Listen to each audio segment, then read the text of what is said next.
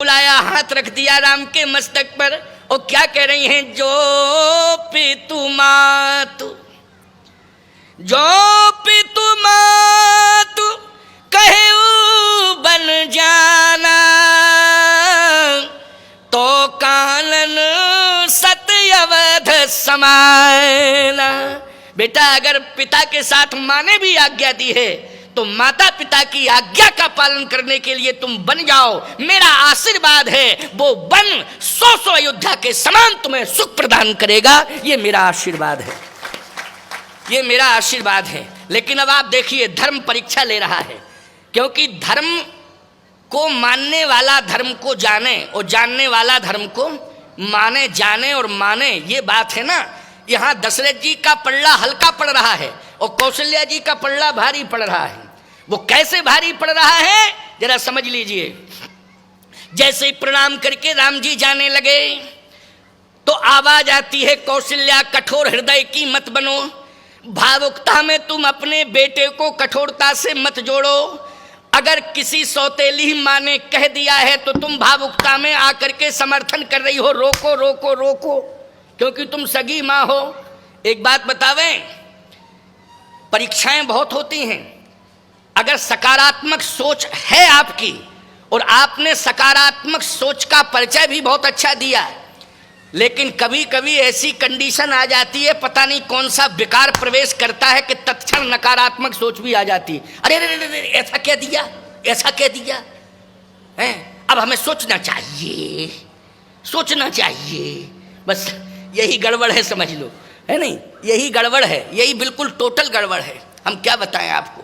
दान करने वाले लोग हैं ना, जाते हैं लोग दान लेने के लिए, तो भावुकता में कह देते, वाह वाह आप आए, बहुत अच्छा आयोजन है, वाह आनंद ही तो आ गया, बहुत अच्छा। अरे आपका सहयोग, क्यों नहीं दूंगा सहयोग, बिल्कुल दूंगा सहयोग, निश्चित रूप से दूंगा।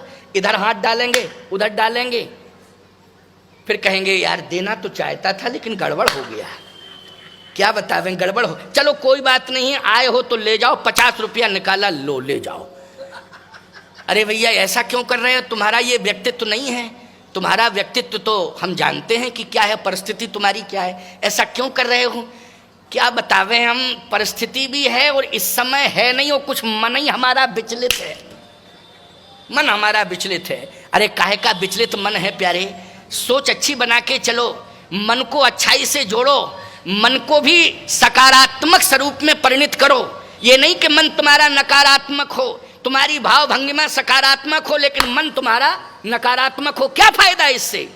इसलिए अपना जीवन मंगलमय बनाओ, स्वस्थ विचारधाराएं रखो और मुक्त हस्त से उदारता का परिचय देते हुए परमार्थ को अग्रेषित करो। और परमार्थ की आवाज बुलंद होनी चाहिए। सुमेर पर्वत से भी ऊंचा व्यक्तित्व होता है उसका जो परमार्थ अपने हाथों से करता है। सुमेर पर्वत की ऊंचाई भी छोटी पड़ जाती है उसकी महानता और उसके व्यक्तित्व के आगे। इसलिए साधारण बात नहीं है, मुक्त हस्त से उदारता का परिचय दिया करो। कौशल्या माँ तुरंत कहने लगी, रुको बेटा। राम जी रुक गए। क्यों रुके, क्योंकि वहां स्नेह आ गया और स्नेह ने आज विवश कर दिया रोकने के लिए, क्योंकि मेरा बेटा जा रहा है मुझसे दूर। उसी समय राम के बगल में धर्म खड़ा हो गया। कौन खड़ा हो गया, धर्म। प्रमाण क्या है, बोले धर्म स्नेह उभय मति घेरी। सकारात्मक और नकारात्मक समझ गए हो कि नहीं। धर्म स्नेह उभयमति, उभयमति का वर्णन आया कि नहीं।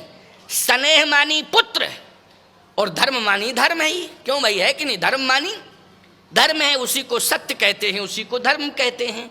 परमात्मा के दोनों ही स्वरूप हैं। यहाँ परमात्मा व्यापक ब्रह्म निरंजन निर्गुण विगत विनोद सोज प्रेम भगत बस कौशल्या की गोद। लेकिन वाल्मीकि जी कहते रामो विग्रहवान धर्म, राम साक्षात धर्म है। यहाँ धर्म भी खड़ा है, राम ही धर्म है। और यहाँ राम बेटा बन करके आए हैं तो बेटा स्नेह का प्रतीक होता है कि नहीं। तो यहाँ स्नेह भी है और धर्म भी है, दोनों है इस चौपाई में। किसके सामने है बोलो, कौशल्या जी के सामने धर्म स्नेह उभय मति घेरी, ओ भई गति सांप छछूंदर केरी। धर्म संकट इसी को कहते हैं, सांप छछूंदर। क्या राखों सुतहि करऊं अनुरोधु, तो धर्म जाय अरु बंधु विरोधु। राखों सुतहि, इसका मतलब है कि धर्म ने कुछ ना कुछ कहा है। और क्या कहा है धर्म ने? जिस समय राम जाने लगे और राम को रोका तो राम जी रुक गए, और जैसे ही रुके तो धर्म खड़ा हो गया। वो धर्म कह क्या रहा था कौशल्या माँ से? मेरी रक्षा करो, मेरी रक्षा करो, मेरी रक्षा करो, मुझे बचाओ। कौशल्या जी ने कहा तुम कौन हो? कहा मैं धर्म हूं। तो तुम रो क्यों रहे हो? कहा इसलिए कि आप अपने बेटे को रोक रही हैं कि बेटा बन ना जाए। पहले तो आपने कह दिया है कि जो पितुमात कहे वो बन जाना, तो कानून सतावत समाना। लेकिन अब आपके अंदर मोह उत्पन्न हो गया है, इसलिए मोह के कारण आप अपने बेटे को वन नहीं भेजना चाहती हैं। लेकिन मैं प्रार्थना कर रहा हूं कि मेरी रक्षा करो। यदि आपका बेटा अयोध्या में रहता है तो धर्म कहता है कि मैं दुनिया से ही सदा सदा के लिए चला जाऊंगा, क्योंकि धर्म की रक्षा कौन करेगा? राम जी करेंगे कि नहीं? वो जब राम जी धर्म की रक्षा करने के लिए नहीं जाएंगे वन, राक्षसों को नहीं मारेंगे, तो बोलो धर्म सनई सनई नष्ट होगा कि नहीं होगा? बोलो होगा कि जह जह देश भैन दुज पावे, नगर गांव पुर आग लगावे, करें अनीत जाए नहीं बरनी। आदि आदि चर्चाएं हैं कि नहीं? तो आज धर्म कह रहा है कि यदि आप अपने बेटे राम को अयोध्या में रोकती हैं तो मैं अयोध्या से नहीं दुनिया से चला जाऊंगा। धर्म कहता हूं सदा सदा के लिए नष्ट हो जाऊंगा। और यदि आपने राम को वन भेज दिया तो मैं अयोध्या में ही नहीं इस धरती पर सदा सदा के लिए अमर हो जाऊंगा, क्योंकि आपका बेटा मेरी रक्षा करने के लिए आया है। जबकि राम ही स्नेह के रूप में खड़े और राम ही धर्म के रूप में खड़े। तो उस समय जानती हो माताओं, कौशल्या जी ने क्या परिचय दिया? वो धर्म को जानती भी हैं और धर्म को मानती भी हैं। उसी समय कहा राखो सुतहि करो अनुरोधु, धर्म जाए अरु बंधु विरोधु। अगर मैं बेटे को रखती हूं अयोध्या में तो धर्म नष्ट जो होता है, धर्म जाता है। और यदि मैं बेटे को वन भेजती हूं तो फिर धर्म सुरक्षित रहता है। बोलो यही भाव आया कि नहीं?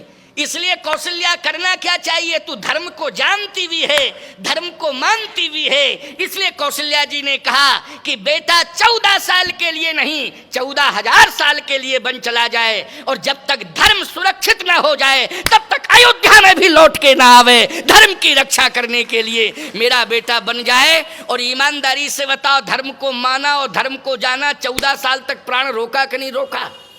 बोलो रोका कि नहीं रोका? कि मेरा बेटा धर्म की रक्षा करने के लिए आया, धर्म की रक्षा करने जा रहा है। और धर्म की रक्षा जैसे ही पूर्ण होगी, राक्षसों का वध होगा, तो मेरा बेटा निश्चित रूप से अयोध्या वापस लौट के आएगा। इस विश्वास के साथ उन्होंने प्राणों को रोका कि नहीं रोका? और दशरथ जी महाराज ने बोलो रोका प्राणों को? नहीं रोका। तो सीधी सी बात यह है कि जो स्वर्ग भेजा ये मर्यादा है प्यारे। इसमें महाराज श्री दशरथ को स्वर्ग भेजा है, ये मर्यादा है। सीधी सी बात यह है कि 14 साल तक प्रायश्चित करने के लिए महाराज दशरथ को स्वर्ग जाना पड़ा। और आपको महाराज स्वर्ग में प्रायश्चित।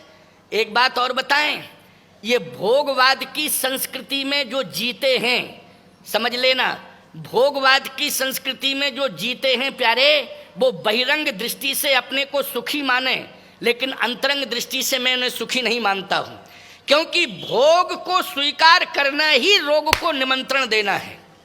बोलो रोग को निमंत्रण देना है कि नहीं? अच्छा, स्वर्ग में ईमानदारी से बताओ कौन सी संस्कृति है? जल्दी बोलो। भोग की संस्कृति है कि नहीं?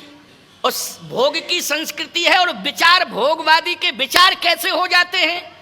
जो भोगवादी संस्कृति में रहता है उसकी विचारधारा कैसी होती है? बोले ऊंच